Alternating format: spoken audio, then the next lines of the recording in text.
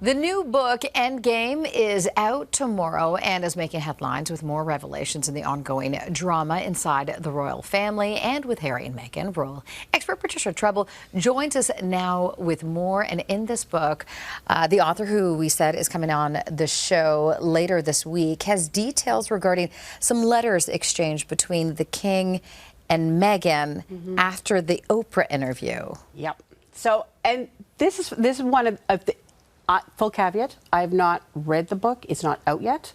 But everything is all over the internet, all the details. So this is the one part of the book that I really want to read really closely, because these are incredibly personal letters that Charles wrote to Meghan and Meghan wrote back. How did Omid Scobie get the letters is the first question.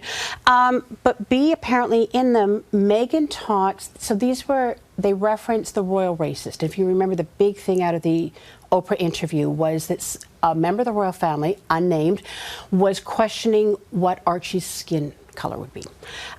Royal racist was the tag that was used. And in it, apparently, Meghan IDs two people. One is a member of the royal family. One is either a member of the royal family or a staff member. It's a little unclear. The author knows the names, but won't say them because there's legal ramifications of saying those names, and they've been vehemently denied by the royals. And so I kind of want to know what happened. But the big thing is, of course, that even after the Oprah interview, Charles is writing to Meghan, trying to keep the dialogue open. And I find that actually quite fascinating. All right, the book of Patricia also details a growing rift, it seems, between Charles and William. As a matter of fact, the author writes that they are, quote, on a collision course to become rivals, and that William is, quote, eager to ascend to the throne. Yeah, he talks about William being hot-headed, that he's in heir to the throne mode, that he is butting heads with his dad. He really sees his dad as a transitional monarch who won't be around long, compared to, obviously, grandmother was on the throne for 70 years, and William is expected to inherit when he's much younger.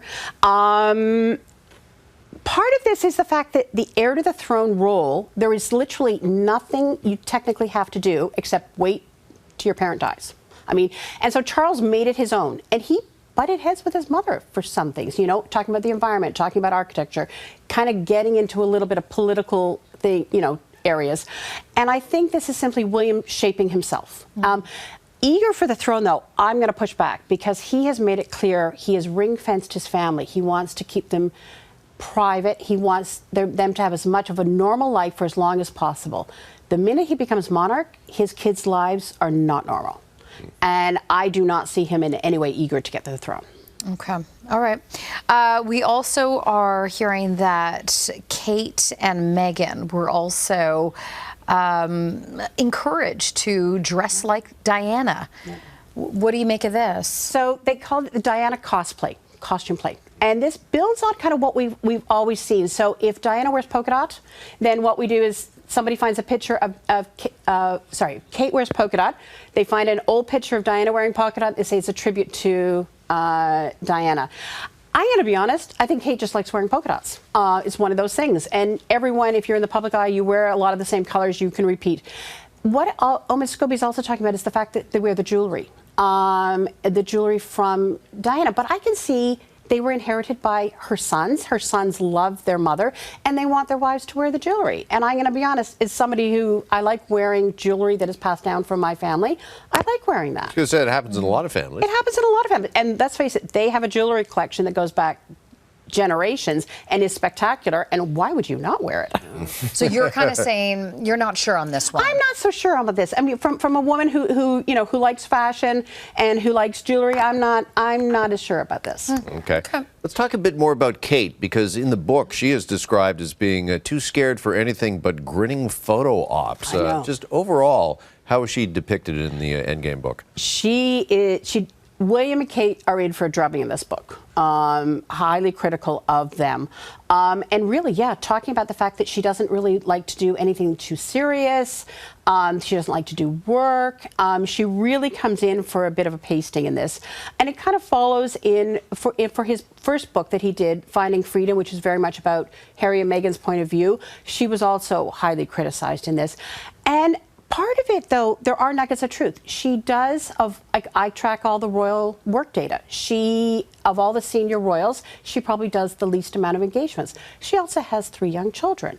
But to say she doesn't want to do serious work and stuff like that, I mean, she is one of the leaders now in early childhood development, and she does a lot of serious meetings, and she just had a huge conference about it.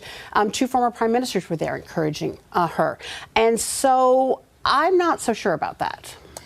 So would you say this book is more on the side of Harry and Meghan? That's certainly the impression that we're getting, is that it's very much on the side of Harry and Meghan. Now, he has said that he hasn't interviewed Meghan, but there's ways around that because, of course, for the previous book, it was revealed in court that what happened was Meghan was briefing an aide who was briefing the Omid Scobie and his co-author. So there's ways to avoid direct interaction, but it certainly seems very pro Harry and Meghan. Okay. All right. Maybe one of many questions we will need to ask Omid when he joins us, as you mentioned, on the show Thursday. Just quickly, we haven't heard from the palace regarding this book yet. Do you expect we will? And if so, what are they likely to say? I'm wondering if it's going to be something, if we hear anything, it'll be recollections may vary. I think that they want to take a fine look at the book, and I think they especially are looking for anything defamatory, especially about the racism charges. And that is the only thing we might get a pushback on. I think everything else, they have a standard kind of policy of just letting it all go. All right. Thank you as always. You're welcome. Okay.